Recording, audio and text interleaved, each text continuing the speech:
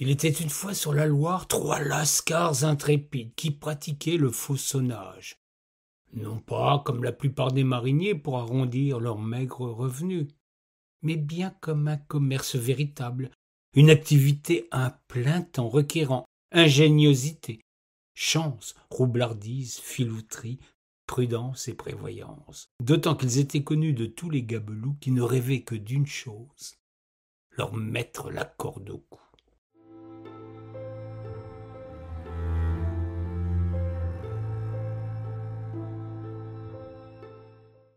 Leur profession était naturellement un risque, puisque le tarif pour celui qui se faisait prendre la main dans le sac de sel était d'abord la flétrissure, une marque au fer rouge sur l'épaule, accompagnée d'une forte amende, puis les galères pour une période de 3 ans à la première récidive. Pour ceux qui revenaient vivants de cette redoutable peine, une nouvelle arrestation les remettait au fer pour 6 années, à moins que de choisir le lointain exil vers le nouveau monde qu'il fallait peupler.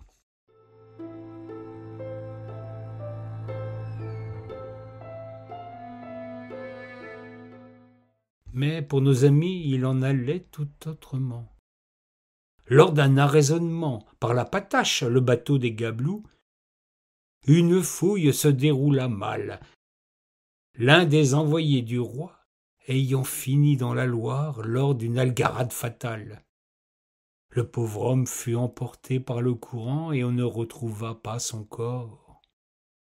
Les 3 amis désormais étaient rangés au banc de la société et leurs têtes étaient mises à prix.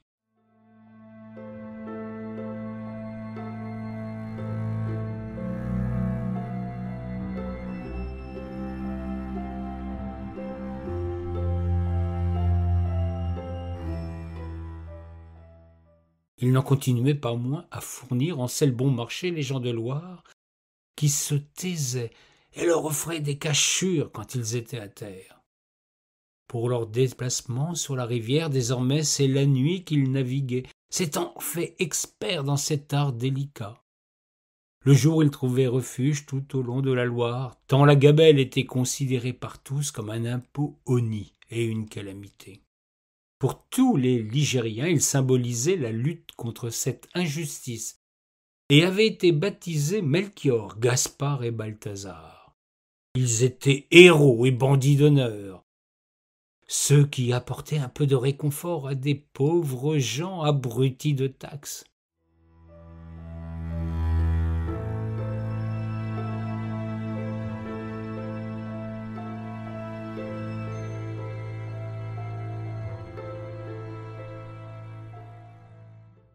Mais un jour, ou plutôt une nuit, la chance tourna, à la faute d'une dénonciation qui se fit sous le couvert de l'anonymat. Des jaloux, des mesquins, des gredins, il en a toujours existé et cette époque n'échappait pas à la règle. Les grenadiers s'étaient associés aux Gabelous pour leur tendre un traquenard.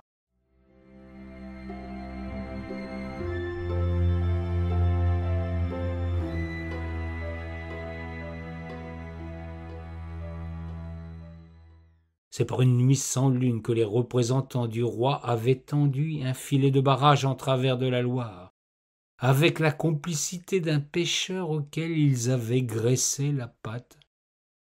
Il ne restait qu'une mince bande d'eau par laquelle passer, et qui plus est, elle se tenait sur un haut fond. Nos 3 amis se trouvèrent engravés avec leur bateau pourtant léger et maniable. Ils n'eurent pas le temps de réagir que la soldatesque leur tomba sur la tête, mousquetons chargés. Ils étaient faits comme des rats. Ils n'avaient pas même la possibilité de plonger pour tenter de se sauver au fil de l'eau. Leur compte était bon cette fois.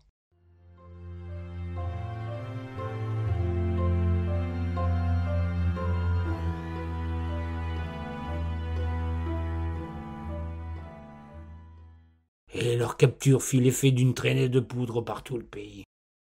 Le procès ne fut qu'une formalité, et la condamnation tomba comme un couperet. Bien qu'en cette époque ce fut la corde qui attendait nos pauvres amis.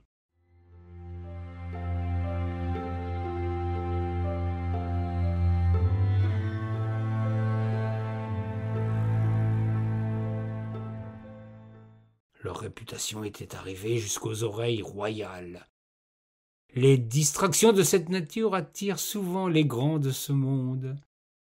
Le régent Philippe d'Orléans en personne souhaita assister à la représentation. Le jour de l'exécution, il y avait foule sur la place des Martyrs, d'autant plus que la présence de l'illustre spectateur avait attiré encore plus de curieux.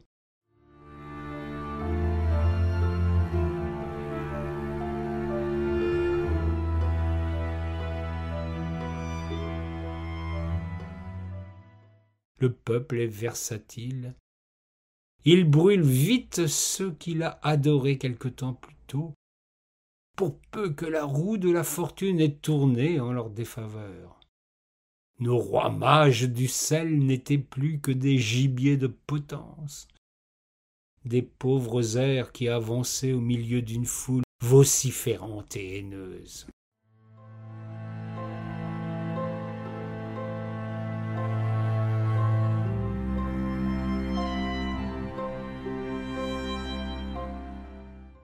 Melchior, Gaspard et Balthazar, bras entravés, avançaient péniblement parmi ce peuple grondant et crachant. Les deux premiers pleuraient et se tenaient fort mal à l'heure de leur trépas. Il fallut les traîner pour les porter jusqu'à la potence.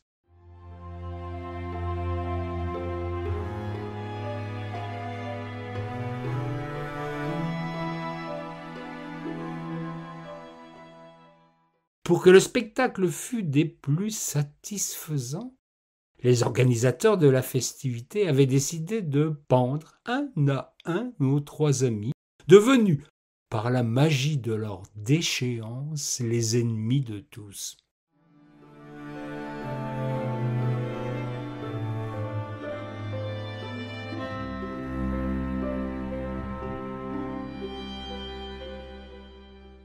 Melchior fut porté sur l'échafaud. Il avait perdu toute dignité, se jetant aux genoux du prêtre pour réclamer sa grâce et le pardon de Dieu. C'est sous les huées d'une foule impitoyable qu'il finit par s'agiter à son collier de chanvre. Ces derniers soubresauts occasionnèrent un frisson de plaisir parmi cette populace odieuse.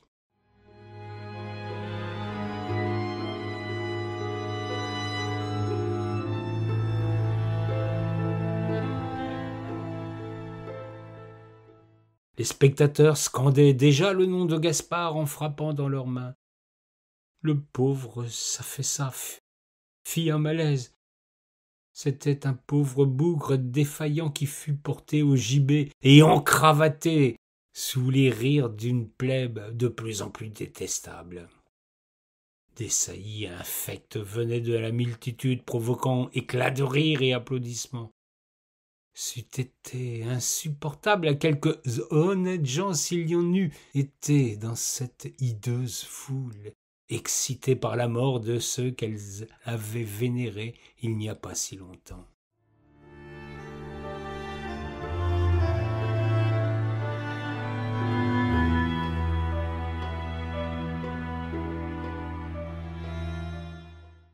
La mort de Gaspard fut encore moins glorieuse que celle de son camarade. Le pauvre bougre se fit sur lui au moment où le bourreau lui glissa la corde au cou. Il geignait comme un enfant, il ne tenait pas debout et dut être maintenu jusqu'à ce que la trappe le fasse basculer dans l'autre monde. Ce fut un tonnerre d'exclamations dans l'assistance.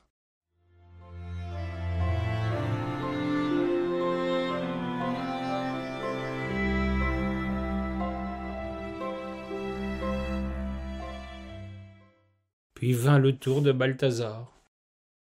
Il avançait calme et serein vers ce gibet de malheur. Nulle inquiétude ne se lisait sur son visage. Il fendait la foule haineuse avec une dignité qui impressionna le régent. Quand il gravit les marches de la potence, il était d'une prestance, d'une telle sérénité que soudain la foule cessa de gronder. Chacun retrouvait ses esprits.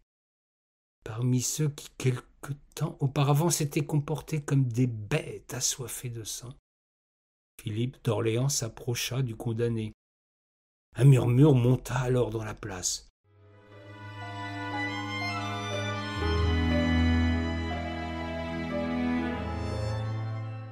Il gravit la potence pour s'entretenir avec le supplicié.